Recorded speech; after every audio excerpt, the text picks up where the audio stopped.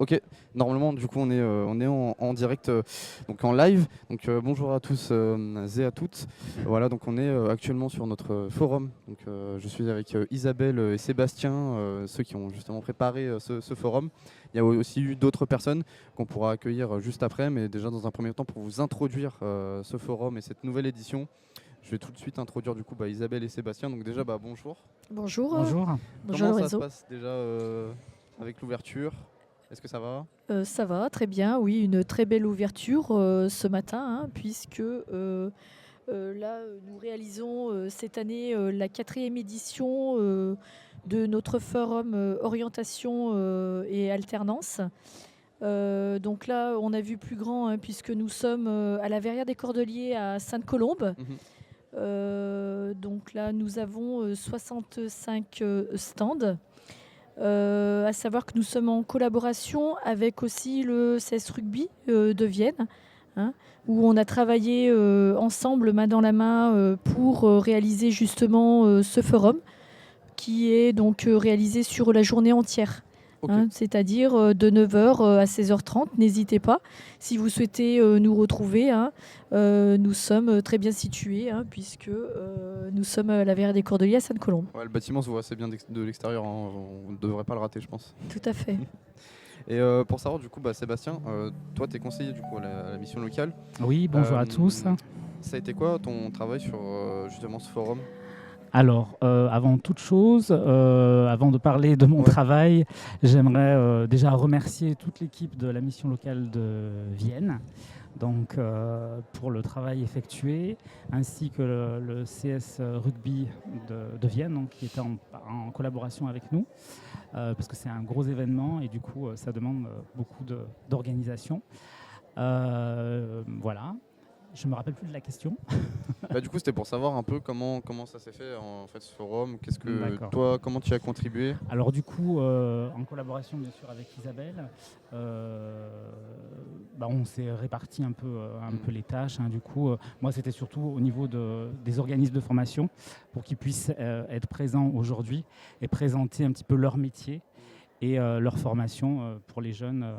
Donc les jeunes des établissements scolaires, mais aussi les jeunes suivis mission locale. Enfin, c'est ouvert à tous les jeunes, de toute façon.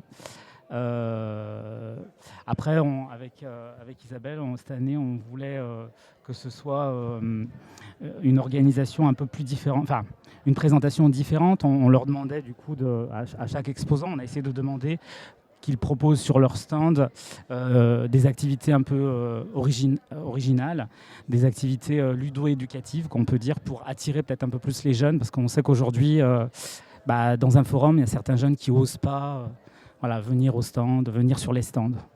Voilà. On prend l'exemple en fait de l'école d'esthétique qui est représentée à l'école de Vienne, où justement ils effectuent des représentations sur place, c'est-à-dire du maquillage et aussi tout ce qui est esthétique, notamment pose de vernis. On a aussi le FMA qui propose la coiffure, donc là on peut les voir travailler sur place aussi. Ok. Moi, ça me fait penser un peu dans l'idée au mondial des métiers, en fait, ce qu'on peut voir justement avec les activités sur les stands, etc. Il y a un peu cette idée justement d'avoir un peu plus d'attractivité. C'est ça. C'est ce qu'on veut montrer aujourd'hui, comme le mondial des métiers, montrer ce qu'ils savent faire, comme la MFR Chaumont aussi, qui sont en train de réaliser dans notre salle. Il y a 3 salles. Ils réalisent un petit muret. Ils montrent un petit peu ce qu'ils savent faire. Voilà, c'est ça, ce qui est très bien. C'est une approche qui est complètement différente. Et on a aussi le lycée hôtelier de Robin qui propose aussi des démonstrations de cocktails et autres en fait pour venir s'approcher et poser des questions. Avant tout, je tenais aussi à remercier l'éducation nationale, notamment le lycée Ella Fitzgerald, qui viennent aujourd'hui avec des étudiants, puisqu'on en compte environ 280. Et aussi le lycée Galilée qui vont venir cet après-midi. Donc on les remercie tous. Et notamment aussi, bien sûr, sans oublier nos financeurs aussi, bien sûr, la région et l'État. Du coup, c'est vrai qu'il y a beaucoup d'acteurs, beaucoup de personnes justement qui ont contribué pour que ce forum existe et dans une nouvelle forme en fait, un nouveau format. Voilà, on voit très bien aujourd'hui, on a la Verrière. Avant, on était justement plus à Vienne, justement. Encore plus grand. Donc là, c'est encore plus grand. Donc voilà, n'hésitez pas si vous êtes dans le coin à passer justement. L'entrée est gratuite. Voilà, faut juste venir. Il y a un petit formulaire, je crois, à remplir. À remplir, tout à fait. Ouais. Et après, donc chaque année, on le réalise. N'hésitez pas aussi à prendre contact avec nous pour même ne serait-ce organiser des visites ou même tenir un stand. Ouais. Bon, je pense que tout est dit. Nous, on va accueillir justement là des nouvelles personnes. Donc, on va avoir Decathlon et puis Yann Arnaud qui justement fait partie du CS Vienne Rugby qui ont justement organisé avec nous ce forum. Donc, on va pouvoir aussi poser des questions par rapport à ça, savoir comment ça s'est passé. Voilà. En tout cas, merci beaucoup. Grand merci aussi à toi, Lorenzo. Oui. Et à l'équipe du pôle média. Pour toute l'organisation aussi. Et la bien chaîne. sûr à l'équipe de la mission locale et la direction. Ah oui. Évidemment. Bon, je vous laisse justement aller. Merci. À bientôt. À bientôt. À tout à l'heure. Normalement, on est. Ouais, vous pouvez normalement vous mettre au fond, c'est ok. Ouais. On est censé vous voir. Donc là, on est de retour justement en émission. Donc on va faire 3 nouvelles personnes, voilà justement. Donc déjà, dans un premier temps, Yann Arnaud, si tu peux peut-être te présenter justement pour les personnes qui ne te connaissent pas. Bonjour, Yann Arnaud, président du rugby de Vienne. Ok. Et puis ensuite, on a Alexandra, c'est ça? Ok. Est-ce que tu peux peut-être te présenter un peu? Je vais me présenter. Donc moi, c'est Alexandra. Je travaille sur le magasin de Chasse-sur-Rhône à Decathlon depuis 1 an et demi et je suis responsable sur la glisse. Ok, super. Et puis on a une personne justement un peu inattendue. De base, justement, il n'y avait que Yann et justement Alexandra, mais on va pouvoir aussi parler justement de la personne du nom de Jonathan Vineski. Ouais. Okay, c'est compliqué à dire. Et puis dans l'idée, on va pouvoir parler justement de sport, mais aussi un petit peu de ton parcours, de votre parcours aussi. Dans l'idée, c'est un peu global, les questions générales. Je vous ai envoyé quelques questions justement par mail, mais dans l'idée, on pourra peut-être justement élaborer sur d'autres questions, si c'est ok pour vous. Alors dans un premier temps, moi je voulais savoir, comme là on va parler vraiment de sport quand même dans l'idée. La première question, c'était est-ce que le sport, ça joue un rôle clé dans la formation des jeunes? Comment vos structures respectives elles contribuent justement à rendre ça accessible de manière générale? Je peux commencer, il n'y a aucun souci. Du coup, moi, du côté retail, donc un peu différent de vous, on essaie de partager énormément de moments, de jouer collectif, parce que même si c'est de la grande distribution, on a ce côté sportif qui est représenté à différentes échelles, que ce soit justement des fois de l'équitation, à de la course à pied, à du sport co, qui est vraiment varié. Et ça permet d'avoir vraiment cette dynamique et cette polyvalence et cet échange entre nous. Alors, nous, il est vrai qu'on est avant tout un club sportif. Il y a un lien avec, souvent on fait le lien entre le sport, l'entreprise, etc.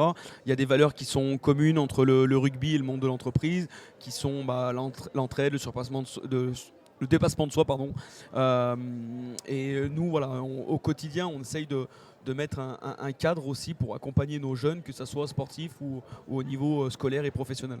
Okay. Et justement, peut-être pour parler un petit peu plus de ton parcours, justement, je voulais savoir un petit peu, est-ce que tu peux nous en parler au moins pour un peu introduire ce sur quoi on pourra parler ensuite, savoir un petit peu ce que tu fais aujourd'hui justement avec Yann, comment vous travaillez ensemble? En fait, moi j'ai arrêté ma carrière de joueur professionnel il y a 4 ans maintenant, et l'idée c'était de voir un peu qu'est-ce qu'était un club dans son aspect général. Souvent quand on est sportif, on a l'habitude de mettre les crampons le matin, les enlever à 16h et puis on revient le lendemain, on ne se soucie pas de grand chose, on ne se soucie pas de savoir comment rentre l'argent qui nous paye, on ne se soucie pas quelle est l'infrastructure, on ne se soucie pas de créer un vrai modèle économique, on ne se soucie pas de toutes les problématiques RH, comptables qu'il peut y avoir. Donc l'idée c'est, je suis allé faire cette formation qui est l'école de manager général au CDES de Limoges, avec l'idée de comprendre un peu tous les aspects de notre sport en dehors du simple fait du spectacle qu'il y a le dimanche. Et c'est vrai qu'aujourd'hui cette formation elle t'amène une vision un peu plus ouverte, parce que quand tu es une boîte, tu prends l'exemple du 16e, aujourd'hui c'est un chiffre d'affaires de 2 millions par an qui est généré, donc ça relève du RH, ça relève de l'éducation, ça relève de l'accompagnement d'enfants, ça relève de la sécurité, de pouvoir les amener d'un point A à un point B, ça relève de les encadrer avec des méthodologies pédagogiques, voilà, donc ça va bien au-delà du simple aspect sportif. Et puis après sur l'équipe un peu fagnon, oui, tu as le résultat, tu as les montées, tu as les descentes qui donnent une certaine émotion,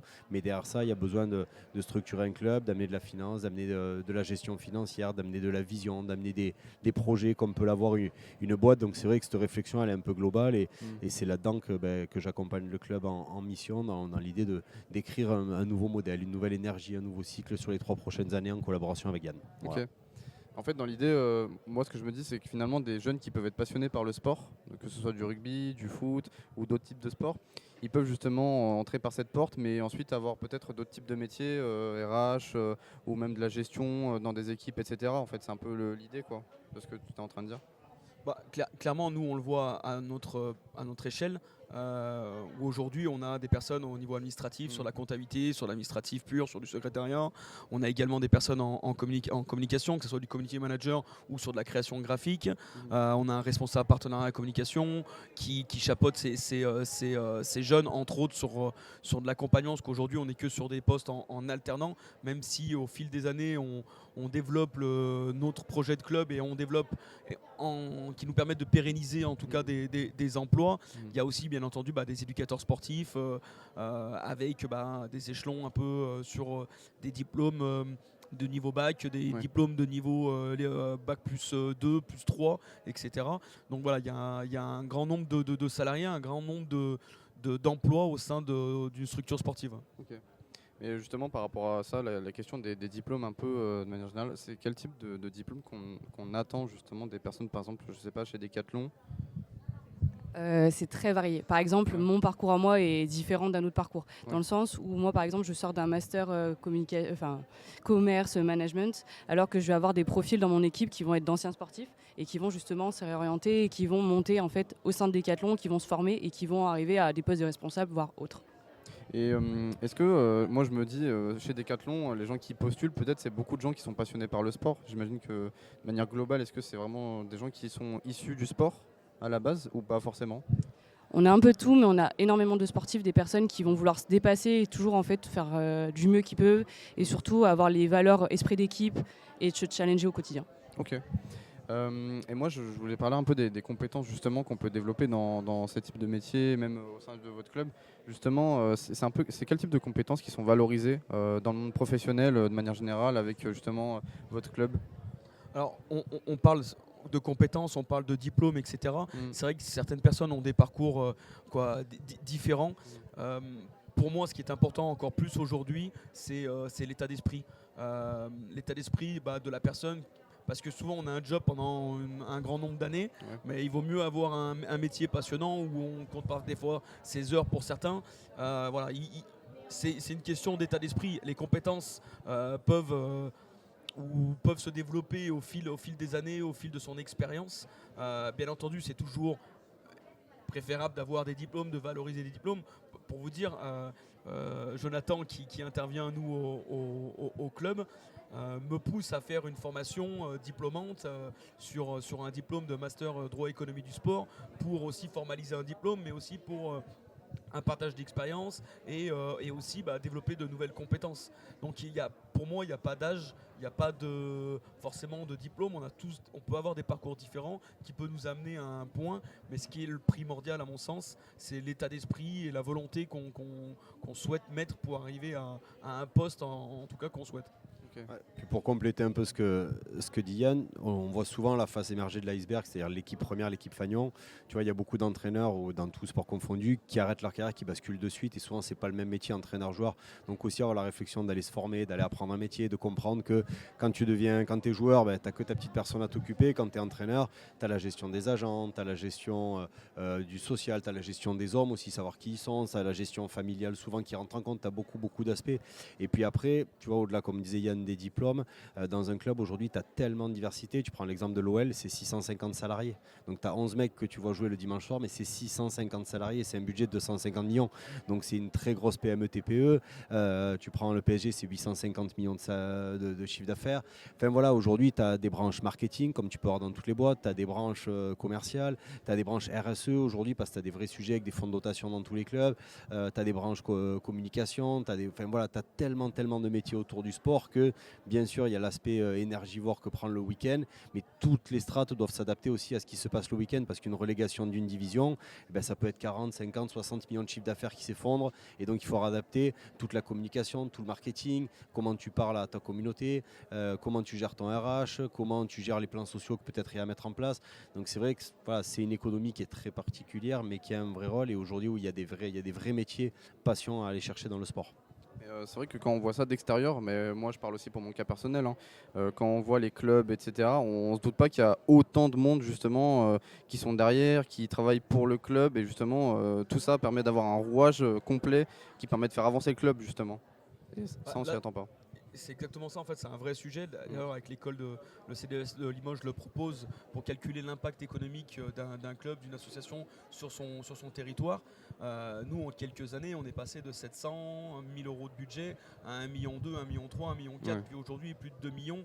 Il y a 58 emplois, mais ça génère aussi des activités pour du bénévolat. Et on en parlait tout à l'heure avec d'autres personnes en off. On disait que c'est important pour des personnes, des fois, qui quittent le monde professionnel, d'avoir une activité pour se tenir en forme. Donc voilà, il y a un lien, c'est sûr. Il y a des activités qui permettent aujourd'hui de faire évoluer notre projet et de nous accompagner dans celui-ci. Après, pour revenir avec le monde de l'entreprise, finalement, le sport, là on parle de commerce, etc., avec Decathlon.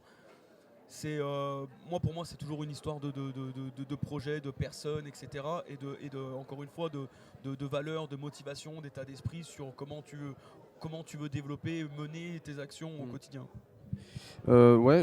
Carrément. Et moi, je me demandais aussi par rapport à ça, tout ce qui est justement innovation, changement, évolution, etc. dans le sport. Moi, je me pose la question au niveau des équipements aussi. Comment ça se passe? J'imagine que déjà vous, au sein du CS Rugby, vous avez justement des partenaires justement pour tout ce qui est de l'équipement, et aussi chez Decathlon pour savoir un peu comment ça se passe en termes d'innovation. Est-ce que justement vous êtes en lien avec des sportifs? Est-ce que vous avez des retours, etc. Par exemple les avis clients? Est-ce que ça permet justement de faire évoluer tout ça? Il y a tellement de choses à dire que je ne sais pas par où commencer, parce qu'en plus, je sais pas, il y a 1 an maintenant qu'on a changé un peu notre image de marque, on a changé notre logo, on essaie de se moderniser et d'être un peu plus au contact d'aujourd'hui, justement, tout ce qui est innovation et toujours pousser plus. Je ne sais pas si vous avez vu récemment, par exemple, le partenariat avec Griezmann, des choses qui bougent un petit peu, qui aujourd'hui, au niveau du foot, permettent un peu de bouger les lignes et d'avoir un peu des personnes qui sont acteurs, par exemple, au foot ou quoi que ce soit. Et en termes d'innovation, qu'est-ce que je peux rajouter d'autre? Sur tout ce qui est produit, on a des équipes qui travaillent au quotidien, que ce soit sur notre partie montagne, notre partie... Même moi qui travaille sur la glisse, il y a tellement de produits et qui essayent au quotidien d'améliorer et d'avoir envie en fait, de pratiquer un sport ou découvrir quelque chose. Okay. Après, pour aller dans ça, moi j'ai été 12 ans ambassadeur chez Decathlon, donc j'ai porté les crampons, le casque, et quand Decathlon m'a recruté, leur volonté c'était d'avoir quelqu'un qui soit sur le terrain et qui puisse transmettre ce qu'il vivait, comment il vivait, plutôt que d'avoir des ingénieurs, des architectes qui étaient dans des bureaux. Donc j'ai bossé pendant 12 ans sur toutes les gammes rugby, tous les crampons qu'il y a, le tee avec 3 dents, c'est moi qui l'ai co-construit, voilà, c'était mon tee, j'ai buté avec pendant des années. Donc c'est vrai qu'il y avait un vrai retour d'expérience permanent où tous les mois, soit je montais à Lille, maintenant c'est le Keep Stadium qui a été créé, mais avant il y avait à Villeneuve d'Ascq, il y avait les immenses bureaux, on allait là-haut avec toutes les équipes, avec Franck Desmarais qui était ancien DRH et patron de Keepsta, avec Cédric Bienem qui est aujourd'hui le patron de Quechua, enfin voilà, toutes ces équipes-là, donc il y avait un vrai lien de terrain, il y avait un vrai désir. Michael Landreau faisait la même chose pour le foot à l'époque, enfin voilà, c'est tout un tas d'ambassadeurs qui venaient, et puis moi ce qui m'avait beaucoup marqué, c'est qu'il y avait une qualité d'homme au-delà des projets. Il y avait une vraie volonté de partager des choses ensemble, d'échanger, de communiquer. Tous les gens qui étaient dans les sphères hautes, ils étaient tous passés en bas, ils avaient mis des choses dans les rayons.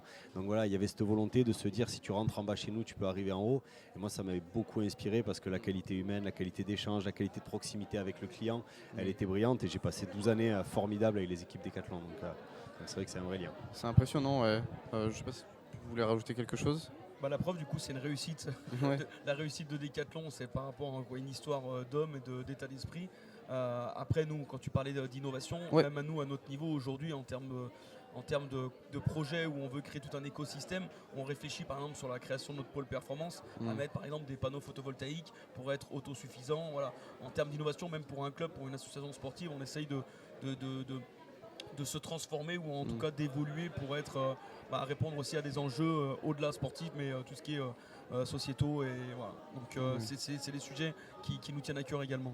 Et justement par rapport à ça, au niveau global, en fait, est-ce qu'il y a des retours par rapport à ça? Est-ce qu'il y a des gens qui vous posent des questions aussi sur tout ce qui est le volet innovation, comment ça se passe, l'évolution, etc. Que ce soit des équipements, mais même au niveau des profils, les joueurs, etc. Est-ce qu'il y a des petits retours par rapport à tout ça? Là, John vient de le dire, par exemple, avec des cas, des retours terrain. Nous, c'est pareil, on a des problématiques de terrain. On est un sport d'hiver où nos terrains en herbe souffrent. J'en parlais il y a quelques minutes avec une entreprise spécialisée sur les terrains qui propose aussi de l'entretien, mais aussi des terrains synthétiques. On a eu la chance d'avoir un terrain synthétique qui nous permet de nous entraîner dans de meilleures conditions aujourd'hui, clairement.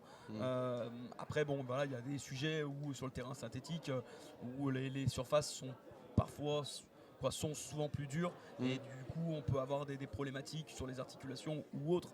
Mais voilà, il y a une vraie réflexion où il y a des échanges avec les sportifs, les surfaces techniques pour permettre aux joueurs de se mettre dans les meilleures conditions.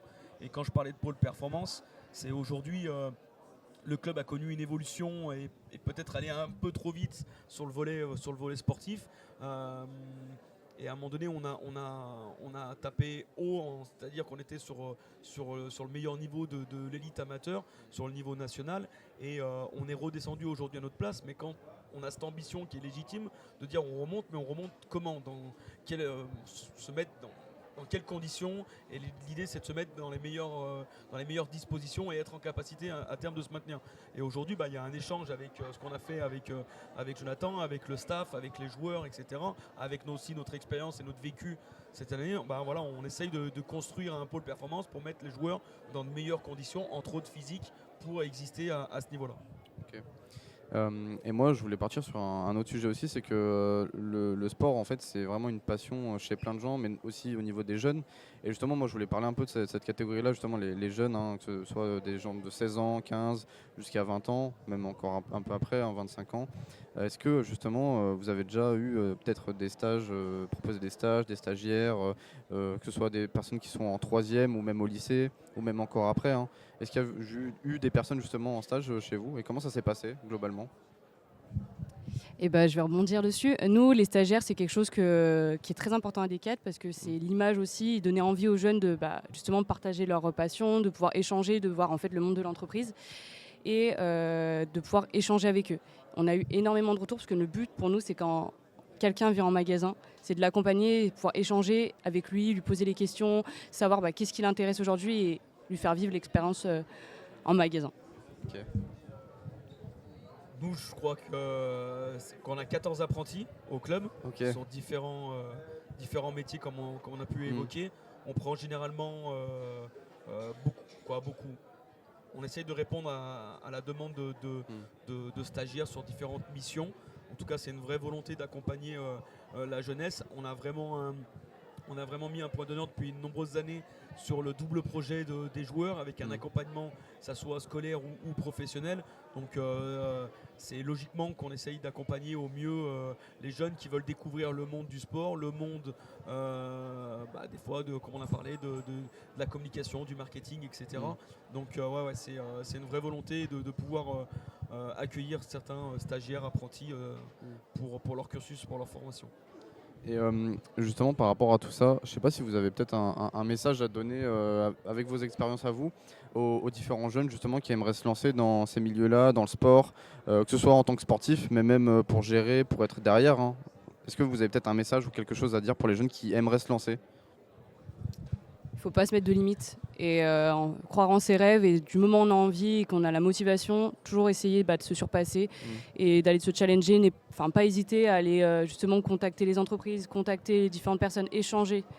Et c'est souvent ce qui manque en fait, parce que souvent on est derrière un écran, on va le côté pas forcément échange, et il faut oser en fait. Pas mieux dire. Souvent on parle de cadre. Je prends toujours j'ai un exemple en tête où on met 9 points et on doit les relier. Et souvent on essaye de relier ces 9 points d'un seul, sans lever le stylo. Mais pour réussir, il faut sortir du cadre. Donc on reparle à nouveau de se dépasser. Pardon. Donc voilà, c'est pour moi le dépassement de soi, c'est important. D'avoir des rêves, c'est important. Il faut se donner faut avoir de l'ambition. Il ne faut pas avoir peur de l'échec. Pour moi, il n'y a pas d'échec, c'est une expérience. Et puis surtout avoir un état d'esprit tout en essayant de se former pour être meilleur. Et ça, on est en formation toute notre vie. Okay. Je ne sais pas si tu aurais un message, Jonathan, aussi. Pour conclure un petit peu, le sport aujourd'hui, comme je disais, c'est tellement complexe, c'est tellement vaste, c'est tellement large que si vous avez la fibre soit sportive, soit passion à regarder le sport, aujourd'hui il y a forcément un métier qui existe. Hier, moi j'étais en formation, on avait quelqu'un qui a monté une association qui s'appelle Écolo Sport. Ils font des audits pour rendre les clubs, on va dire, autosuffisants en consommation. Lui était passionné de sport mais n'a jamais fait de sport et aujourd'hui il est dans tous les plus grands clubs, dans toutes les plus grandes fédérations pour aider les clubs à trouver des solutions dans l'air du temps, à devenir, à avoir de vraies ressources. Ils ont accompagné les Jeux Olympiques. Donc c'est vrai que le sport aujourd'hui c'est tellement large, c'est pas seulement comme on disait mettre des crampons le dimanche à 15h, les enlever à 17h. C'est tellement large qu'aujourd'hui, pour rejoindre un petit peu ce qu'il disait, si c'est une ambition, c'est un vrai désir, il y a des formations, il y a des écoles spécialisées là-dedans qui existent et il ne faut pas hésiter à y aller parce qu'il y a des vraies ressources et le sport se structure de plus en plus et a de réels besoins autour de personnes compétentes et passionnées. Super. On va devoir passer à une nouvelle séquence justement. Je vois qu'il y a des nouvelles personnes qui vont bientôt arriver. En tout cas, c'était super cool de vous avoir sur le plateau. J'espère que l'expérience a été quand même cool aussi. Les meilleurs ou pas? Je veux pas dire. Mais en tout cas, c'était super cool. J'espère que d'ailleurs le forum vous plaît, que tout se passe bien aussi. Très bien, merci. Et justement, peut-être un petit message par rapport à ça. Je sais que le CS Rugby de Vienne nous a beaucoup aidé, justement, nous, la mission locale, pour préparer ce forum. Est-ce que peut-être vous auriez un petit message ou quelque chose à dire par rapport au forum avant qu'on termine cette séquence? Nous, tout simplement, on a voulu être aux côtés de la mission locale, parce que modestement, on a essayé de leur apporter notre aide. Clairement, on avait créé notre forum depuis 2 ans. La mission locale avait déjà un forum. On était un peu sur le même créneau et pour avoir plus de lisibilité pour les jeunes, on a voulu s'associer et de mutualiser nos forces et nos compétences. Et aujourd'hui, ravi d'être présent avec plus de 60 exposants, de nombreux jeunes qui vont venir, en espérant que ça soit également une expérience favorable pour les jeunes, mais aussi pour toutes les entreprises et organismes de formation ou autres qui sont venus aujourd'hui sur le forum. Ok, super. En tout cas, je remercie beaucoup justement le club justement pour nous avoir accompagnés, pour avoir justement aidé sur ce forum et pour qu'on puisse mettre ça en commun aujourd'hui. C'est une super expérience, je trouve. Donc j'espère aussi que tout le monde qui sera sur ce forum pourra profiter, voir les différentes activités proposées, les différents stands justement. Voilà, donc n'hésitez pas à passer sur les différents stands. Si jamais vous n'êtes pas très loin, venez à la verrière des Cordeliers. Je pense que le bâtiment se voit assez bien d'extérieur. Voilà. En tout cas, merci beaucoup. Et puis on vous retrouve, j'imagine, sur les différents stands. Si jamais on a envie de venir, notamment le stand justement du rugby. Et puis aussi d'autres stands de sport. Je sais qu'il y a Altea qui sont aussi présents. Et puis la formation, ouais. Donc du coup Décathlon. Ouais, et aussi Décathlon. Aussi pour proposer des formations, des métiers, il y a tout. Donc voilà, ne pas hésiter. En tout cas, merci beaucoup pour cette séquence. Merci à toi. Merci. Bonne journée. Normalement, on va être de retour en stream. Normalement, c'est au niveau de la tête que ça prend justement la caméra, donc c'est plutôt ok. Ouais. Du coup, on accueille justement 2 nouvelles intervenantes sur notre émission. Bonjour à vous 2. Bonjour. Bonjour. J'espère que vous allez bien. Tout à fait. Et si le forum se passe bien jusqu'à maintenant pour vous? Jusqu'à présent. Ok, super. Alors, est-ce que vous pourriez peut-être vous présenter chacun à votre tour justement Oui. Pour les personnes qui justement ne vous connaissent pas? Ok. Donc, moi, je suis Marion Fabrega. Je suis la directrice du CIO de Vienne, le Centre d'information et d'orientation. Est-ce que j'explique un petit peu les missions du CIO ou pas? Ouais, carrément. Donc le CIO, c'est un lieu où on peut, donc c'est des psychologues de l'éducation nationale qui vous accueillent, qui peuvent vous accompagner, donc à la fois des jeunes qui sont scolarisés ou déscolarisés, des adultes également. Le but, c'est de vous accompagner dans la réflexion sur votre scolarité, vos projets, que ce soit en termes de formation, de métier. Voilà. On est là pour vous accompagner dans ces réflexions-là. Super. Isabelle Tarnier, conseillère en formation continue au Greta Nord-Isère. Donc le Greta, c'est un organisme qui dépend de l'éducation nationale, qui prend en charge toutes les personnes qui ont quitté le système scolaire. Donc à partir de 16 ans, et notre plus vieux stagiaire sur Ella Fitzgerald, il avait 77 ans. Wow. Donc voilà, on a toutes sortes de formations dans des filières aussi diverses et variées que le bâtiment, l'industrie, le santé sociale, les formations générales, les langues. Je suis sûre que j'en oublie le commerce et le tertiaire. Ça va de 14 heures à 1350 heures et on s'adresse aussi bien à des jeunes qui ont quitté le système scolaire, des personnes en reconversion, des adultes, des personnes qui viennent aussi apprendre l'anglais pour voyager, donc qui financent leur formation. Okay. Voilà. Ouais. Donc GRETA, ça veut dire groupement d'établissements. Donc on travaille principalement à l'intérieur des établissements scolaires, mais pas que. Ok. Moi, ça me fait me poser plusieurs questions justement par rapport à tout ça. Aujourd'hui, vous êtes au forum justement parce que vous présentez justement vos différentes structures. Oui. Dans l'idée, justement, c'est quoi un peu les secteurs de tout ce que vous avez cité un petit peu, c'est quoi les secteurs qui recrutent le plus en fait justement parmi tout ça? Et justement, comment vos formations elles s'adaptent à ces besoins aujourd'hui? Alors nous, on n'est pas un organisme de formation, Ouais. mais on travaille avec le rectorat de Grenoble. Okay. Donc, si vous voulez, au niveau des choix de formation qui se font en lycée professionnel, par exemple, ce sont des formations, les choix de formation, ça se conduit sur plusieurs niveaux, à la fois au niveau national, au niveau régional, au niveau académique. Il y a plein de choses qui sont prises en compte, à la fois le taux de l'insertion professionnelle, c'est-à-dire les besoins de main-d'œuvre. Donc il y a plein d'études qui sont faites pour justement analyser les besoins de main-d'œuvre et à plus ou moins long terme. Parce que quand on ouvre une formation, elle dure au minimum 2, 3 ans ou 5 ans. Donc c'est aussi avoir une visibilité sur le long terme. Donc il y a beaucoup de statistiques qui sont mises en œuvre par rapport à ça. Ils regardent aussi la carte des formations, c'est-à-dire où les formations sont ouvertes sur le territoire. Est-ce que ça répond à la demande des jeunes, aux besoins de main-d'œuvre? Donc voilà, il y a plusieurs critères qui sont pris en compte pour ouvrir des formations en fonction de ces objectifs-là. Voilà. Okay. Alors, en ce qui concerne le GRETA, on est aussi CFA, donc on travaille sur l'apprentissage.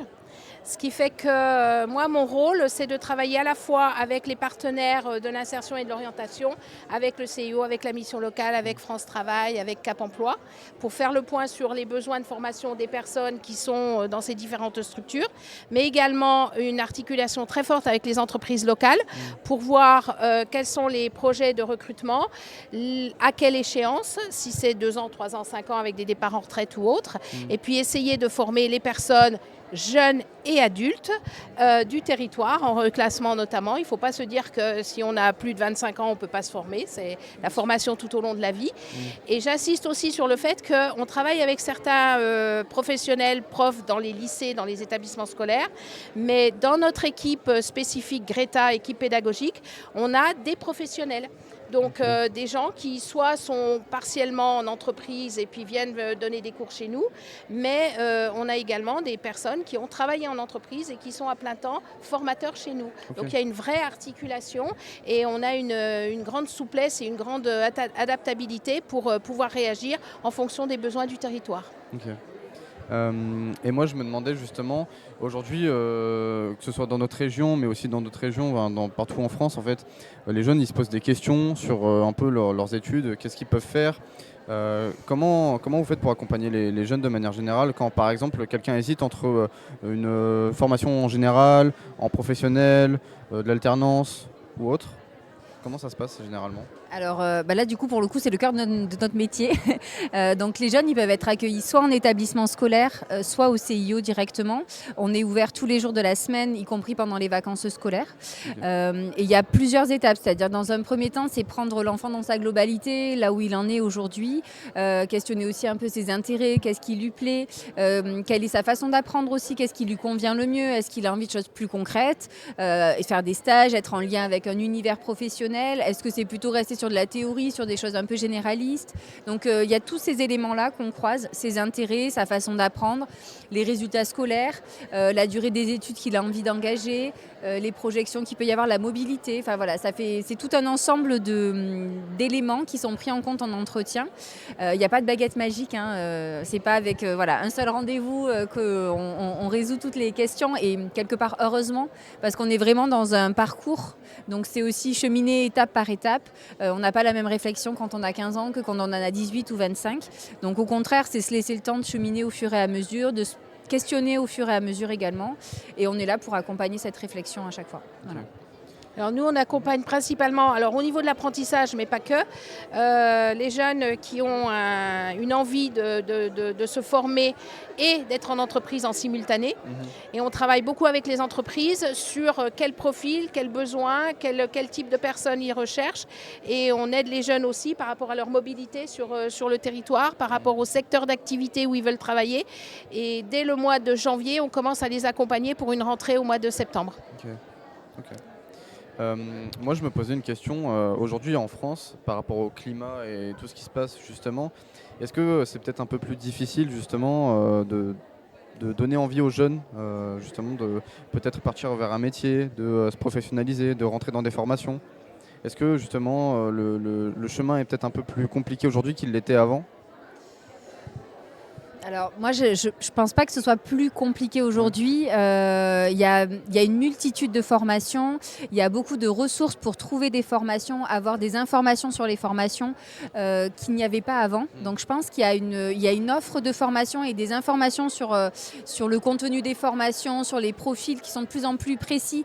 Donc je pense que finalement, on a accès à beaucoup de choses pour justement faciliter le choix. Donc je ne pense pas que ce soit plus difficile maintenant. Après, c'est sûr que ça demande de la motivation, de l'investissement, du sens. Je crois que c'est qu'il faut que ça ait du sens. Mais ça, que ce soit il y a quelques années ou aujourd'hui, c'est la même chose. C'est réussir à mobiliser un adolescent dans ses projets. Il y en a qui vont être très investis, d'autres plus anxieux, d'autres plus passifs. Chacun a sa personnalité. Mais je ne pense pas que ce soit plus difficile maintenant qu'avant. Voilà. Okay. En ce qui nous concerne, on a beaucoup de candidats. Je crois qu'il faut qu'on leur fasse comprendre aussi que le premier emploi n'est pas une finalité et qu'il faut qu'ils soient suffisamment motivés et intéressés et qu'ils aient conscience qu'il faut toujours évoluer. On ne garde plus le même emploi et même si on reste un certain nombre d'années dans la même entreprise, les emplois changent tellement vite, les conditions de travail changent tellement vite qu'il faut qu'on les accompagne dans ce domaine-là aussi. Ok. Et moi je me demandais justement par rapport à ça. Aujourd'hui on le sait, on le voit, les gens de mon âge, même des gens plus âgés, restent moins longtemps dans le même emploi, dans le même métier. Est-ce que c'est quelque chose que vous prenez du coup maintenant en compte et comment vous faites pour justement en parler et peut-être orienter aussi de cette manière les différentes personnes qui peut-être sont intéressées par un métier, mais on le sait, qui changeront peut-être à l'avenir? Pour moi, c'est une richesse de changer de métier parce que ça prouve qu'on est adaptable, qu'on est en capacité de découvrir des nouvelles choses, de s'adapter et de continuer à évoluer. De plus en plus, que ce soit les jeunes ou même les personnes en reconversion qui peuvent être en difficulté parce qu'ils ont perdu leur emploi, parce qu'ils se posent plein de questions, ils pensent qu'ils ne vont jamais y arriver. De plus en plus, on organise des speed meetings, où on organise des visites, où on organise des rencontres avec des personnes qui se sont trouvées dans la même situation, à qui ils peuvent poser des questions et qui les rassurent encore plus que nous, puisque c'est du vécu. Donc on utilise vraiment les personnes en cours de formation, les personnes qui ont suivi la formation 1 an, 2 ans après, pour pouvoir dire voilà, j'ai fait ce parcours-là et voilà où j'en suis et c'est possible. Okay. Oui, je pense qu'effectivement, un des gros changements, peut-être, il est là. C'est qu'aujourd'hui, on ne reste plus forcément 30 ans dans le même métier. Et je rejoins, je pense que c'est vraiment une richesse. Et nous, l'accompagnement et ce qu'on porte aussi auprès des jeunes, c'est de se dire, là, tu es en train de construire des premières étapes dans un parcours de vie, mais rien n'est figé pour autant. Ça va évoluer. La formation, maintenant, elle se fait tout au long de la vie, au sein même d'une entreprise, voire dans d'autres entreprises. Il y a beaucoup de ressources, il y a beaucoup de différents types de formations aussi. Aujourd'hui, on peut se former avec des webinaires, on peut se former avec de la formation continue, on peut se former de différentes façons et rebondir du coup dans des formations qui peuvent compléter une activité et nous permettre de changer aussi d'activité. Et ça, c'est vrai qu'on le voit de plus en plus. Ok. Et moi, je me demandais, du coup, comme actuellement on est à la Verrière des Cordeliers, au Forum, les personnes qui habitent dans le coin, que ce soit à Vienne ou globalement, voilà, comment ils peuvent et où ils peuvent vous retrouver justement? Alors, pardon. Donc le CIO, il est au 6 rue des Célestes, c'est à côté du Théâtre Antique. Ok. Donc voilà, vous pouvez appeler, en fait il y a un site internet, vous retrouvez le site du CIO assez facilement. Vous pouvez appeler, prendre un rendez-vous. On est ouvert donc tous les jours de la semaine et pendant les vacances scolaires. Ok. En ce qui me concerne, je suis référente pour le territoire donc, de l'Isère-Rhodanienne, Vienne et Roussillon. Donc j'ai un bureau au sein du lycée à la Fitzgerald. J'ai également un bureau au sein du lycée des métiers de la chimie à Galilée. Donc vous pouvez déjà regarder sur notre site internet greta-norisère.com. Sinon vous appelez sur un des 2 établissements et vous demandez le bureau du Greta. On a du personnel permanent, assistante, collaboratrice, coordinatrice. Et moi je suis présente quand je suis pas en entreprise ou en autre démarche auprès des partenaires, je suis présente très très régulièrement. Donc mes collaboratrices peuvent donner un premier niveau de renseignement et on est là sur le territoire au service de l'ensemble des personnes qui ont besoin de se renseigner. Ok. Et justement, pour un peu continuer, pour peut-être donner un message aux jeunes qui pourraient nous regarder, est-ce que vous auriez peut-être quelque chose à dire pour les personnes, que ce soit des jeunes ou même des personnes un peu plus âgées, qui aujourd'hui hésitent à se lancer dans le monde professionnel, qui hésitent à se lancer dans leur métier, dans leur passion? Qu'est-ce que vous leur diriez justement à ces gens qui sont en pleine hésitation? Venez nous voir, on vous aidera.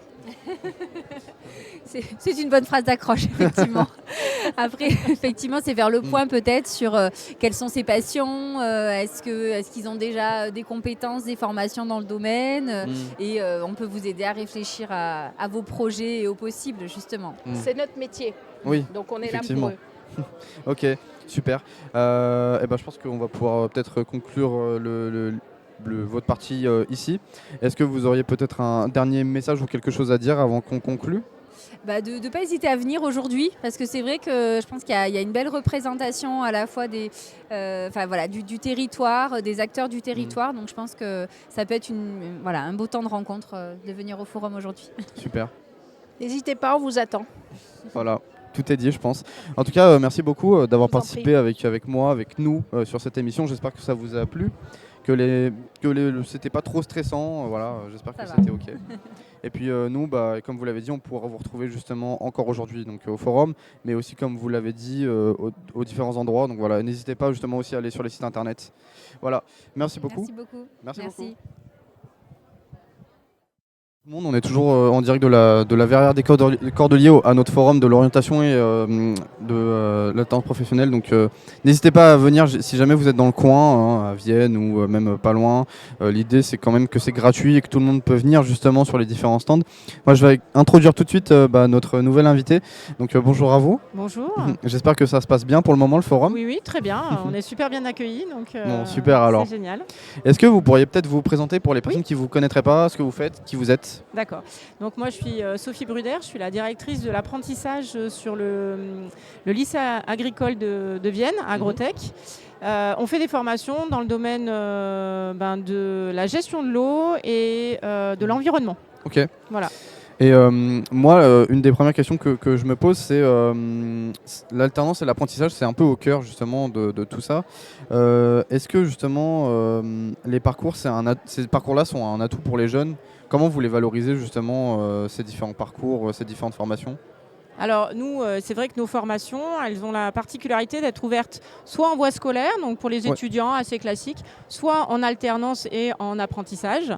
Et c'est vrai que nos jeunes, l'apprentissage, ça s'adresse aussi à des jeunes qui n'ont pas vraiment envie d'être toujours à l'école. Et le fait d'être à la fois des fois en entreprise, des fois à l'école, ça leur donne la motivation de poursuivre et d'obtenir un diplôme et d'avoir des compétences, quoi. Et justement, aujourd'hui, c'est un peu, mais ça l'a toujours été, un enjeu au niveau agricole, je veux dire en France aujourd'hui, et encore plus maintenant. Il y a des défis à relever, il y a des évolutions justement à venir et qui sont en cours actuellement. Comment ça se passe tout ça en fait? Comment vous gardez on va dire une vision sur toutes ces évolutions dans le métier agricole en France? Alors, on a la chance déjà d'être soutenu par notre ministère qui nous donne les grandes orientations. Le défi du renouvellement des générations est au cœur de la dernière loi d'orientation agricole. Et puis, ce qui nous permet d'avoir le lien avec les besoins, c'est les partenariats entreprises. C'est le fait d'avoir des apprentis dans les entreprises qui nous font le retour de ce dont ils ont besoin comme compétences et comme... comme compétences, quoi. Et justement, par rapport à ces compétences-là, c'est quoi que vous recherchez chez les jeunes dans ces corps de métier? On cherche des jeunes qui sont curieux, qui ont envie d'apprendre. Et puis on a la chance d'avoir des diplômes qui sont très variés, Donc on ne forme pas à un métier spécifiquement. En fait, c'est les compétences du jeune qui vont l'orienter vers tel ou tel métier. Voilà, un jeune qui est plutôt agile de ses mains, il pourra faire du laboratoire. Quelqu'un qui a plutôt envie d'être toujours un peu dehors parce que quand même, être dans un bureau, c'est pas pour lui. Et il va pouvoir être sur le terrain à faire de l'entretien. Et voilà, ça va être vraiment le jeune qui va être au cœur de finalement le métier qu'il va faire, quoi. Ok. Et moi, en partant de mon expérience personnelle, oui. Je sais que avant, quand j'étais justement lycéen, collégien... Vous n'êtes pas si vieux que ça quand même. Ça va, je suis en master actuellement. Ouais. Donc ça va, c'est pas très loin encore. C'est pas très loin. Mais je sais qu'on en parlait déjà un peu des métiers justement agricoles dans ces corps-là, etc. Sauf que selon moi, j'avais peu de mes amis qui voulaient se lancer là-dedans parce qu'ils disaient que ça allait être trop physique ou voilà, c'était pas trop leur truc. Justement, par rapport à ça, comment vous donnez l'envie aux jeunes d'aller vers ces corps de métier ? Alors, ce qu'on leur dit, c'est que pour un agriculteur, il y a au moins 10 autres métiers qui vont derrière. C'est-à-dire que oui, effectivement, on a nos formations très agricolo-agricoles, comme on les appelle, c'est-à-dire production animale, production végétale, horticulture, où là, on va être sur des métiers d'extérieur, je ne sais pas si c'est physique, mais en tout cas d'extérieur, puisque ça s'ouvre quand même beaucoup aux femmes et donc pas forcément aux muscles. Mais pour ça, il faut en amont déconseiller. Si vous êtes agriculteur en vache laitière, vous avez forcément le conseiller lait qui va avec. Et puis derrière, il y a toute la commercialisation. Donc en fait, pour un agriculteur, il y a divers métiers. Et vous pouvez venir dans les formations agricoles et puis faire du technicien vente en vin, bière et spiritueux. Vous avez des formations qui sont au niveau, on va dire, CAP, bac pro, BTS, licence, école d'ingénieur. C'est-à-dire que dans le ministère de l'Agriculture, vous pouvez très bien vous arrêter avant le bac, vous pouvez vous arrêter au bac, vous pouvez vous arrêter à bac plus 2, à bac plus 3 et à bac plus 5. Quoi. Et il y a une vraie continuité d'études, c'est-à-dire qu'on a des jeunes qui, en fonction des parcours, vont revenir faire ensuite un master ou des choses comme ça. Donc on a vraiment toutes les formations possibles. Ouais, c'est vrai que d'extérieur, on n'y pense pas forcément. Et puis en plus, il y a un truc où moi, c'est vrai que je sais que ça existe, mais les autres, peut-être pas. Par rapport au ministère, justement, parce que c'est un ministère qui est différent, qui se charge de ces formations-là, de ces écoles. Mais justement, on reste quand même sur des parcours jusqu'à l'école d'ingénieur. Voilà, c'est quand même quelque chose qui est valorisant parce qu'on a le même niveau que les autres études. Tout à fait. C'est-à-dire qu'effectivement, on a on a les troisièmes de l'enseignement agricole, on a les bacs techno de l'enseignement agricole qui vont permettre d'aller soit dans des formations très agricoles, soit même rejoindre l'école d'infirmière. Voilà, on a fait notre soirée des anciens la semaine dernière, donc du coup, on en a un, il est pilote de drone. On en a un, il est fauconnier pour la Marine nationale. Ah ouais. Donc en fait, oui. On va dire, ouais, moi je vais faire un lycée agricole, je ne veux pas être paysan. Mais en fait, non, le lycée agricole, c'est le début d'un parcours qui mènera là où vraiment vous voulez aller, quoi. Ouais, c'est vrai qu'on ne se le dit pas forcément, mais en fait, dans ces types de métiers, il y a tellement de choses possibles. On en a besoin, mais dans plein de métiers, il y a besoin de ces corps de métier, du métier d'agricole, des métiers de l'agricole ou même autres, comme vous le disiez, justement par rapport à la marine, tout ça. Donc moi là, c'est ce que je disais tout à l'heure, j'ai vu des jeunes qui voulaient faire la mécanique auto, donc ça on en voit plein des mécaniques auto, je leur dis mais venez faire un gestion des installations agricoles, c'est-à-dire qu'on va travailler sur tracteur, sur moissonneuse-batteuse, vous allez avoir des compétences qui seront quand même un peu plus élevées que finalement la voiture, et au final vous allez être concessionnaire de matériel d'engins agricoles. Ouais, et là, vous êtes le roi du pétrole. Hein. C'est vrai qu'on n'y pense pas, mais que ce soit sur ces machines-là, ça peut donner des compétences quand même que les gens vont chercher ensuite dans d'autres corps de métier. Exactement. Qui sont impressionnantes. Ah bah oui, tout à fait. Et puis, comme on n'est pas très connu, on n'a pas beaucoup de jeunes dans ces filières-là. Ouais. Et donc, du coup, les quelques jeunes qui sont là, ils ont un emploi avant même de sortir de formation. Wow, et en plus, hyper bien valorisés au niveau du salaire parce que comme ils sont rares, voilà, c'est les rois du pétrole. Ouais, bah oui.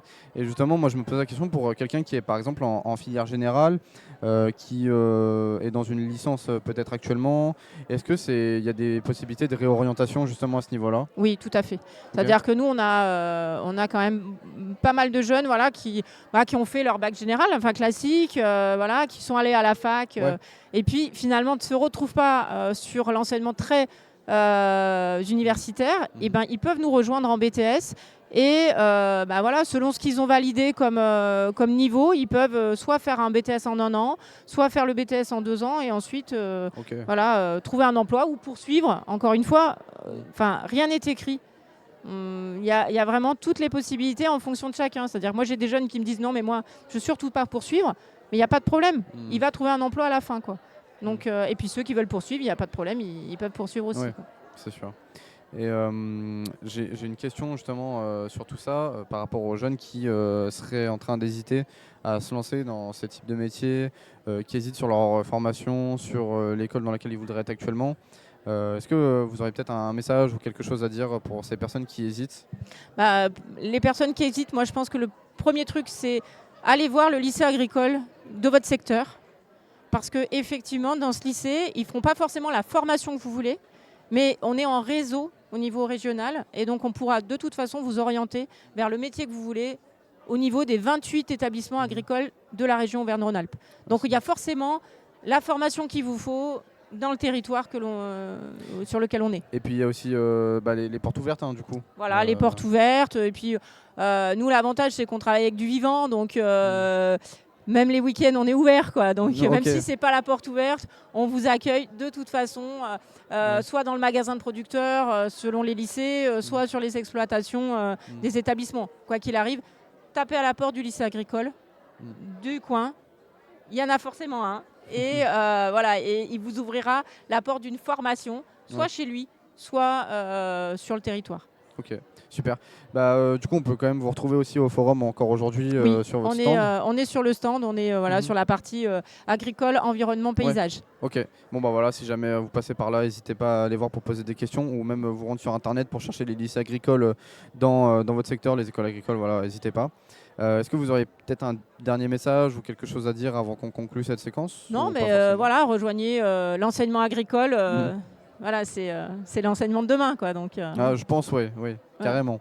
Et on en entendra encore parler pendant peut-être toute notre vie, en fait. Tout à fait. On en a besoin. On en a besoin.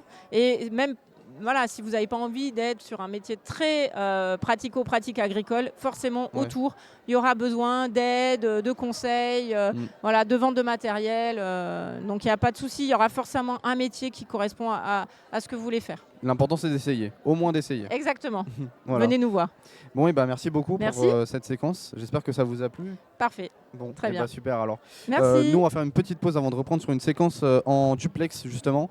Voilà, donc je vous dis à tout de suite pour les personnes qui nous regardent actuellement. Voilà.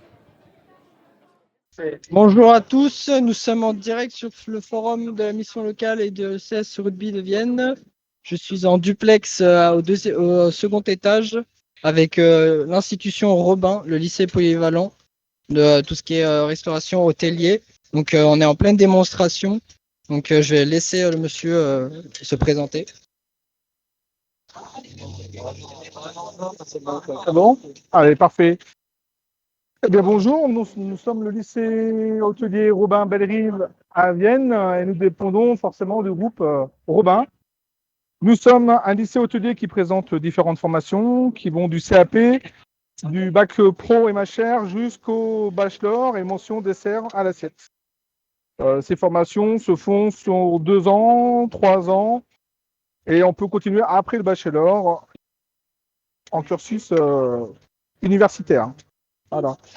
Durant ces formations, on forme nos jeunes sur la réalisation de différentes pratiques professionnelles comme la réalisation de cocktails, les techniques en salle qui vont du découpage, du flambage, de l'accueil clientèle bien évidemment.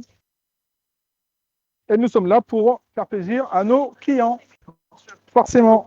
Voilà. Donc c'est un métier qui est magique parce que vous voyagez, vous rencontrez différentes personnes, différentes maisons dans lesquelles avec différentes techniques. C'est un métier où on ne s'ennuie jamais. Voilà. C'est un sacerdoce, mais qui vaut vraiment le jeu, en vaut la chandelle. Voilà. C'est bon pour moi. Chambage. Allez. Merci, et je laisse la régie refaire la transition pour la pause. À bientôt au forum. Retour en direct actuellement. Ok, super. Bah, du coup, on est actuellement en direct, donc il n'y a pas besoin d'appuyer sur les micros, ils sont déjà branchés. Alors, on est toujours au forum, justement, à la Verrière des Cordeliers. Moi, je vais justement accueillir 3 nouvelles personnes sur cette émission. Déjà, bonjour à vous 3. Bonjour. Bonjour. J'espère que vous allez bien et que jusqu'à maintenant, le forum se passe bien pour vous. Bah écoutez, oui, il y a pas mal de jeunes qui passent Ouais. sur nos stands, donc c'est pas mal. Bon, tant mieux. Il y a pas mal de lycées aussi qui sont présents, notamment.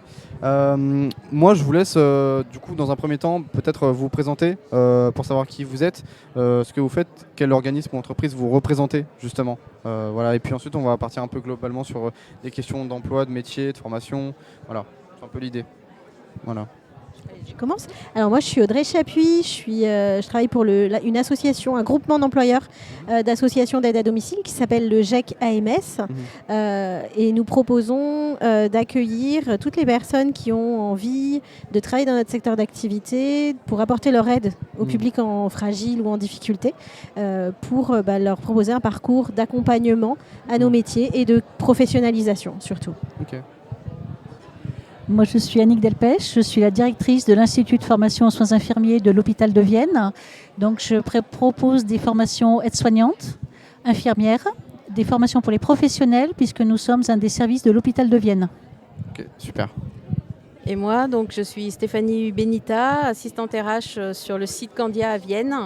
Et je suis principalement en charge du recrutement des permanents, enfin des CDI, et des apprentis, et on recherche chaque année des apprentis dans nos différents services. Ok, super. Moi, la première question que je voudrais poser, c'est au niveau des formations, donc que ce soit de l'apprentissage ou même des formations en continu, comment ça se passe globalement dans vos différents organismes, entreprises. Justement, est-ce que vous recherchez des compétences précises ou est-ce que des gens qui sont peut-être pas forcément issus par exemple des métiers, des types de métiers recherchés peuvent aussi rentrer dans ces corps-là, dans ces métiers-là? Alors nous, c'est principalement notre métier d'accueillir tous ceux qui ont envie soit de se reconvertir, soit des jeunes qui n'ont pas trouvé leur voie et qui ne savent, un jour se découvrent le souhait d'avoir l'envie d'aider les autres et de se sentir utile. Donc nous, on est vraiment les spécialistes de l'accueil de personnes qui n'ont pas forcément d'expérience dans le métier que l'on recherche, mais en tout cas qui ont soit des compétences transversales, c'est-à-dire qu'ils ont acquis des connaissances et des compétences de par une expérience personnelle, une autre expérience professionnelle. Donc nous, c'est vraiment notre méthode. On a des critères très ouverts en termes de profils que l'on va recruter. Des très jeunes, qui vont de 17 ans à 60 ans même. On a recruté des personnes qui ont 60 ans. Donc notre principal fonctionnement, c'est quel est le pourquoi et quel est le projet de la personne qui souhaite travailler dans notre secteur. Et à partir de là, on va construire un parcours de professionnalisation, exclusivement de l'alternance, qui permet de se former à leur futur métier et sans pour autant avoir de prérequis ou de compétences liées au métier. Okay. Donc sur l'Institut de formation de Vienne, pour les formations infirmières aides-soignantes, nous accueillons tout profil de jeunes ou de moins jeunes, puisqu'il faut avoir 17 ans au 31 décembre de l'année d'entrée en formation. Et après, vous pouvez venir en formation. J'ai des élèves et des étudiants qui ont 50, 60 ans. Nous cherchons des profils divers. La seule chose, c'est surtout qu'il faut avoir envie de s'occuper des gens. Okay. Pour ma part, chez Candia, on recherche également pas forcément des gens avec de l'expérience. Ce qui nous intéresse, c'est plutôt un savoir-être, des personnes qui comprennent ce qu'elles font, qui comprennent l'enjeu de l'agroalimentaire et qui comprennent pourquoi tout ce qui est lié à l'hygiène, la sécurité, etc., c'est important dans une industrie comme la nôtre. Donc nous, le seul prérequis, c'est d'avoir à minima 18 ans. On ne prend pas de mineurs. Et voilà, sinon on n'a pas de compétences particulières requises, en tout cas pour la partie production. Ok. C'est vrai que là, sur ce plateau, on représente quand même 2 corps de métier qui aujourd'hui sont, et encore jusqu'à maintenant et même encore avant, hyper importants, que ce soit la santé, mais aussi des domaines de l'industrie. Aujourd'hui, on le sait, mais dans les domaines de la santé, il y a beaucoup de pénurie justement de personnel. Comment ça se passe justement avec ça? Est-ce que vous arrivez à trouver des jeunes ou des personnes à former justement, comment vous faites pour attirer un peu le regard des personnes pour venir dans ces corps de métier-là? Alors on essaye de rendre plus attractif et surtout de donner une nouvelle image de notre secteur d'activité, pour le secteur de l'aide à domicile en tout cas, qui souffre de beaucoup d'idées reçues, qui sont absolument fausses sur l'isolement des professionnels, sur le fait que ce soit des métiers qui ne soient pas reconnus à la hauteur d'eux. En tout cas, on essaye de proposer des rencontres métiers, de faire des stages, de participer à des forums comme celui d'aujourd'hui, énormément, d'aller vers le public aussi, en tout cas et aussi nous avons créé un outil pour découvrir le métier.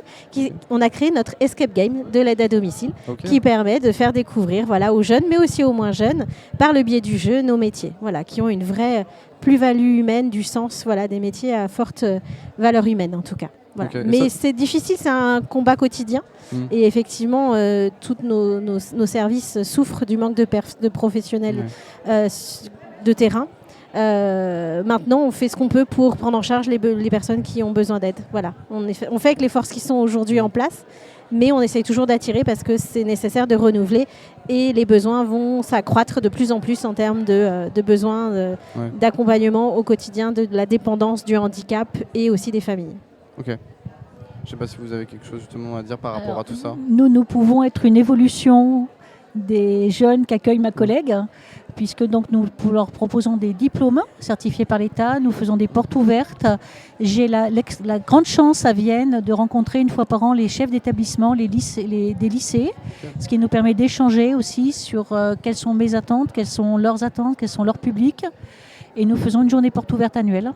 Et nous avons un site internet que nous faisons vivre pour que tous les jeunes puissent le consulter. Nous sommes également présents sur les réseaux sociaux. Faut pas hésiter à aller voir justement les différents réseaux sociaux, les sites internet. L'escape game, du coup, on peut le retrouver en ligne? Alors non, il se fait encore en physique et on le fait généralement chez nos partenaires.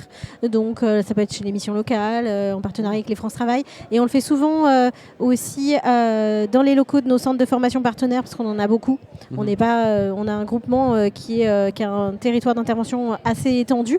On est sur le Rhône, l'Isère, l'Ain, les départements de la Savoie, les départements de l'Auvergne. Donc on a créé un jeu mobile pour justement aller vers les publics. Donc on se déplace chez nos partenaires qui veulent bien les mettre en place avec nous. Bon, alors faut pas hésiter à tester si c'est proche de chez vous. Exactement.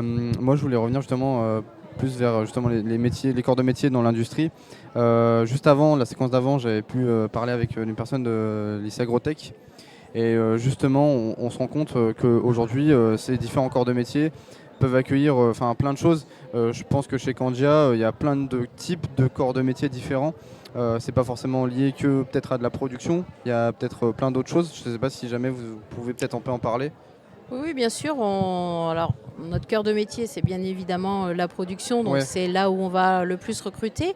Mais on recrute également sur la partie logistique, sur la partie qualité, sur la partie... on a bien évidemment la maintenance, où là, c'est vraiment aussi un secteur sur lequel on est en tension et en recherche assez importante. Et on a aussi un service, ce qu'on appelle un service... réception et crémage, c'est le service qui réceptionne nos camions de lait. Et là aussi, on a des besoins en recrutement. Donc, en fait, on est sur plusieurs métiers au sein de l'entreprise. Et justement, je parlais de donner l'envie aux personnes, que ce soit dans les corps de métier de la santé, mais aussi du coup de l'industrie.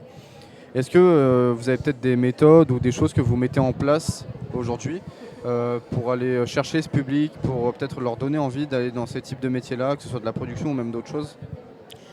On essaye d'être présent sur des salons comme celui-ci, sur des forums de recrutement avec Pôle emploi ou d'autres institutions. On essaye d'être visible et on organise aussi des visites conjointement avec les écoles.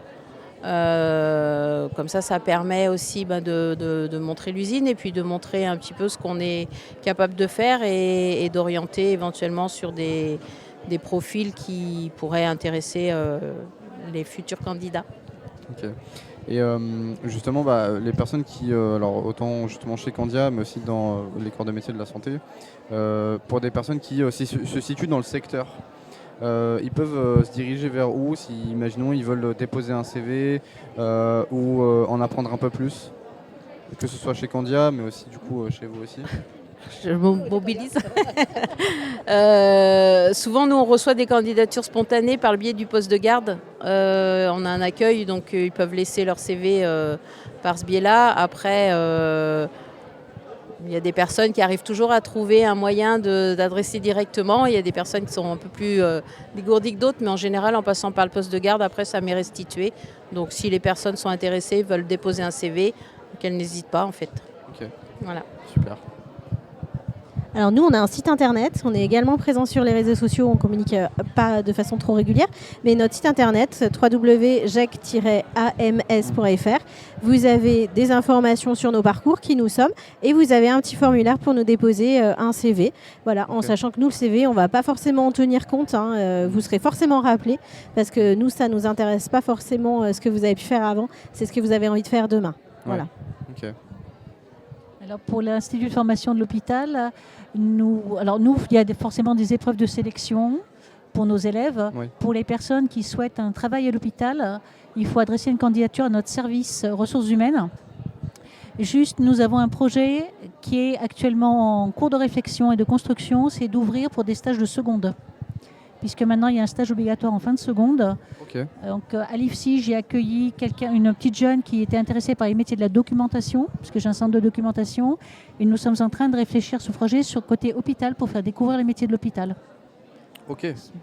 C'est super cool ça du coup, c'est une super évolution. Ça c'est super cool parce qu'à l'hôpital il y a les soignants mais il y a aussi tous les métiers non soignants. Oui parce qu'on pense à ça en premier mais c'est vrai que finalement dans un hôpital, je pense que pour gérer ces types de bâtiments, il y a beaucoup de monde derrière. J'ai des cuisiniers, des techniciens, des plombiers, des informaticiens. Donc le projet est en cours de réflexion. Ok, bon, on verra ça par la suite alors. Je tiendrai au courant personnellement. Pourquoi pas, je viendrai du coup. Non mais pourquoi pas, peut-être qu'on pourrait faire un documentaire ou quelque chose. C'est vrai que nous, on fait souvent des capsules métiers pour mettre en avant les différents corps de métier. Donc que ce soit dans les domaines de la santé, mais même dans les domaines de l'industrie, on en a fait aussi quelques-uns. Donc pourquoi pas finalement, pour donner l'envie, que ce soit aux jeunes, aux moins jeunes, de se lancer là-dedans, de peut-être donner des informations qu'on n'aurait pas forcément en tête. Parce que c'est vrai que quand on pense au domaine dans l'hôpital, dans les hôpitaux, on ne pense pas forcément à ce qu'il y a derrière, on pense surtout aux soignants de manière générale. Mais il y a en fait tout plein de métiers qui se trouvent derrière pour justement que tout soit un rouage qui soit coordonné en fait. En fait, sans ces métiers-là, nous les soignants, nous ne pourrions pas travailler. Ouais, voilà, exactement. Mais après, voilà, c'est aussi comme dans l'industrie, il n'y a pas forcément que les métiers de la production, il y a tout un tas de personnes derrière qui justement gèrent tout ça. Bien sûr, oui. Il y a les services ressources humaines. Déjà. Non, mais après, bien sûr, tous les services, ce qu'on appelle les services support, et puis après, les services de maintenance, d'entretien des bâtiments, d'entretien des machines, etc. Donc oui, de toute façon, tous les services sont importants dans une structure, quelle qu'elle soit d'industrie ou une structure autre. Tous les services sont importants, parce que le but, c'est que tout fonctionne pour tout le monde. Et nous aussi, on a besoin de fonctions support. Il n'y a pas que les intervenants à domicile. Il faut bien faire tourner la boutique. Il y a un travail d'équipe qui est réalisé avec des directions, des bénévoles aussi, puisque nous ne sommes que des associations. Donc, besoin de bénévoles aussi pour venir soutenir le fonctionnement de nos associations. Mais voilà, les fonctions support, une secrétaire, un accueil, une comptabilité. Tous les services, RH aussi. Nous aussi, on a tout ça. Donc, des besoins sur la partie terrain, mais également sur les fonctions support en effet.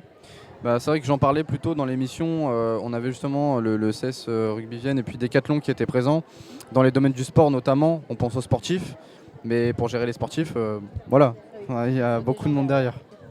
Et moi justement, je me demandais, mais par rapport à tout ça, plus en termes de parcours personnel chez vous, justement, de ce que j'ai pu avoir en termes d'expérience, de retour d'expérience, d'interview, parce que j'en ai passé déjà pas mal jusqu'à maintenant. J'ai eu souvent des personnes qui m'ont dit que finalement, les corps de métier où ils sont aujourd'hui, c'était pas forcément ce qu'ils voulaient à la base. Ils s'y sont retrouvés parce que, par le biais de coïncidences ou qu'à un moment donné, ils ont eu envie de partir dans ces métiers-là. Est-ce que pour vous, ça a été le cas? Est-ce que vous avez eu des réorientations ou est-ce que c'était quelque chose que vous vouliez déjà à la base être dans ces corps de métier où vous êtes aujourd'hui? Alors pour ma part, j'ai toujours voulu travailler dans le médico-social. Là, pour la petite histoire, moi je ne souhaitais pas travailler dans le secteur de l'aide à domicile auprès du public personnes âgées et ça fait bientôt 15 ans que j'y suis, donc je m'y sens bien. Et comme quoi on se fait des fois des idées reçues et qu'il faut les tester et que sur un malentendu ça peut marcher. Alors moi j'étais pas très bonne élève quand j'étais à l'école. Je savais que je voulais... Alors j'ai hésité entre faire du droit et devenir infirmière. En fait je suis devenue infirmière. Et je n'ai jamais regretté parce qu'infirmière, comme aide-soignante, vous pouvez exercer dans énormément de milieux différents. Et aujourd'hui, je finis donc directrice d'un institut de formation. C'est hyper impressionnant.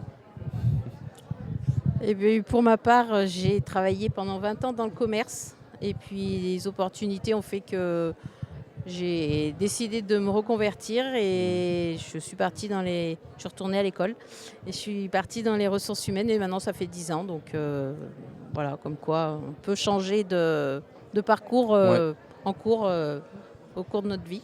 Mais en plus, c'est des très beaux parcours que vous avez. Justement, on peut être impressionné ou même se dire que finalement c'est possible aussi pour nous d'être dans un corps de métier, mais de changer finalement ou même d'évoluer dans les différents corps de métier dans lesquels on peut être. Il faut juste s'en donner les moyens et avoir envie. Oui, c'est ça en fait. Oui, et puis les rencontres aussi qu'on peut faire au cours de son parcours professionnel, parce que voilà, des fois il y a des choses qui font des déclics et puis voilà. Oui, ou des situations qui font qu'on se dit j'ai envie de m'orienter vers ça et puis on y va et il faut se donner les moyens. Moi c'est ce que je dis toujours. C'est ce que font beaucoup les jeunes de nos jours, c'est qu'on a envie de bouger. Oui. C'est fini l'époque où vous passez 30 ans, 40 ans au même poste.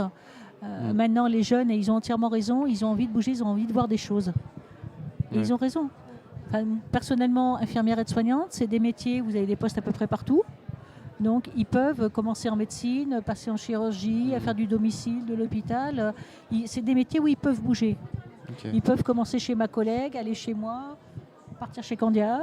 C'est sûr, les opportunités aujourd'hui, ça manque pas. Il faut, comme le disait Madame, c'est vraiment se donner les moyens. Et à partir de là, tout est possible, j'ai envie de dire, vraiment. Aujourd'hui, je crois que en fait, c'est vrai que les employeurs aujourd'hui recherchent plus des personnes qui ont envie, qui sont motivés par un projet professionnel, plus que des compétences même, puisque les compétences peuvent s'acquérir soit par le biais de la formation continue, l'alternance, la formation interne. Il y a tellement de moyens aujourd'hui d'obtenir les compétences attendues. Je crois qu'aujourd'hui, c'est vraiment les valeurs qu'on met derrière un métier et un secteur dans lequel on se projette. Ok. C'est super impressionnant.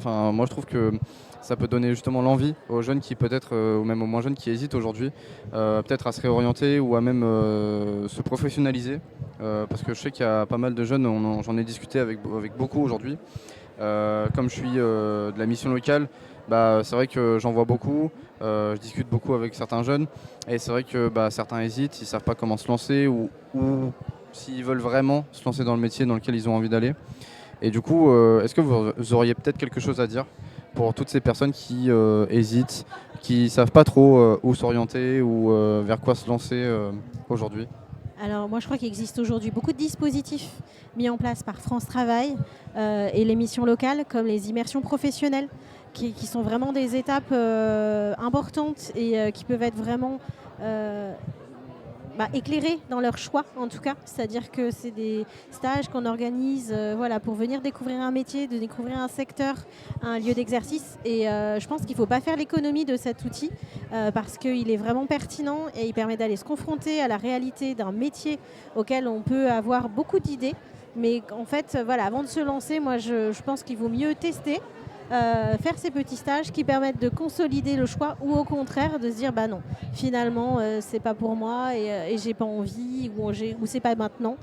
Mais en tout cas voilà, je pense que c'est des outils et je pense que les employeurs aujourd'hui sont de plus en plus ouverts aussi à les mettre en place justement pour faire découvrir leur secteur d'activité et par un autre moyen que le contrat à signer, etc. Voilà, c'est un bon moyen de découvrir, de consolider son choix ou pas. Ok. Pardon. Oui, non, mais je vous rejoins parfaitement. Oui, je pense qu'il faut se lancer, essayer. Ça marche. Ça marche pas, ben tant pis, on fait autre chose. Mais il faut pas rester sur une envie qu'on n'arrive pas à satisfaire ou un regret. Donc, faut y aller. Moi, j'allais juste rajouter, c'est venez à des forums, venez aux portes ouvertes, Oui. venez, tout ce qu'on vous propose comme dispositif, ça n'engage à rien. Mais par contre, ça peut vous apporter des réponses, ça peut vous apporter des éclairages. Quelquefois, moi, les jeunes, quand ils viennent nous rencontrer, on leur demande pourquoi vous souhaitez faire ça, pourquoi vous vous posez la question, quelles sont vos représentations. Et on les fait travailler sur leurs représentations. En disant, vous imaginez par exemple qu'une infirmière, ça fait 9h-16h, ça ne fait jamais 9h-16h une infirmière, je ne connais pas ça. Mais qu'est-ce qui vous a amené à cette image-là ? Et moi, je vais te raconter ma vraie vie professionnelle. C'est forum, porte ouverte, les dispositifs que vous proposez à Mission Locale, c'est l'occasion de discuter avec des professionnels. Oui, c'est un peu l'idée, c'est qu'aujourd'hui, on le sait, mais quelqu'un qui va rencontrer une personne dans le milieu professionnel va pouvoir peut-être être passionné. J'en ai rencontré d'ailleurs des gens qui m'ont dit que par le biais d'une rencontre, ils ont discuté avec quelqu'un et ils sont devenus passionnés en fait, de ce métier, justement grâce à la rencontre. Donc c'est hyper cool en fait. Enfin, faut venir dans ces. C'est ça. Il faut aller à la rencontre des professionnels et se renseigner. Il faut faire la démarche. On peut pas aller chercher la personne. Donc il faut se mobiliser pour soi et aller chercher les informations parce qu'aujourd'hui il y a quand même toute une panel de professionnels ouverts, de dispositifs de découverte, des préqualifications aussi qui sont possibles avant de se lancer concrètement sur des longs parcours de formation par exemple. Donc il existe tellement de dispositifs qu'aujourd'hui, faut se donner les moyens. Je crois qu'on en revient là. Et ne pas se freiner, effectivement, aller oser, tester avec tous les moyens qu'on a aujourd'hui pour ne pas s'engager complètement, mais une étape qui permet de consolider son orientation. Carrément. Et puis de toute manière, si jamais vous êtes dans le coin, le forum il est jusqu'à 16h il me semble, donc n'hésitez pas à venir justement pour poser des questions, pour rencontrer justement, venir sur vos différents stands justement, c'est un peu l'idée. Je ne sais pas si vous avez un dernier message ou quelque chose à dire avant qu'on conclue peut-être cette séquence. Soyez acteurs.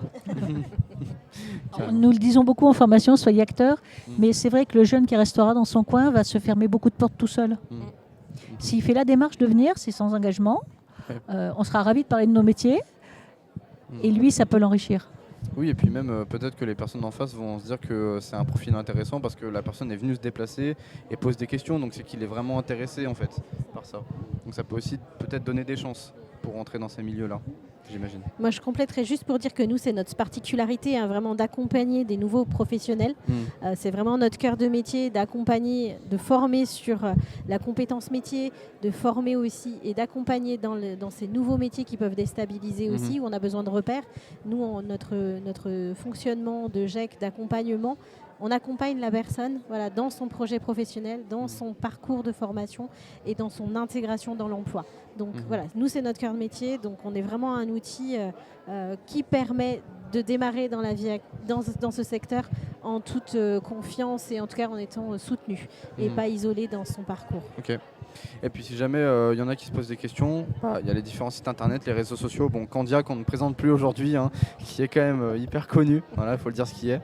Donc dès que vous tapez sur internet le nom, vous trouverez direct le site internet et les différents réseaux sociaux. C'est ça. Donc voilà, faut pas hésiter, ne serait-ce que pour se renseigner sur les différents corps de métier disponibles justement. Et puis aussi pour vous, on peut aller chercher sur internet ou même vous contacter directement. Exactement, c'est très facile. On a un numéro de téléphone, on a un site internet, on est facilement trouvable.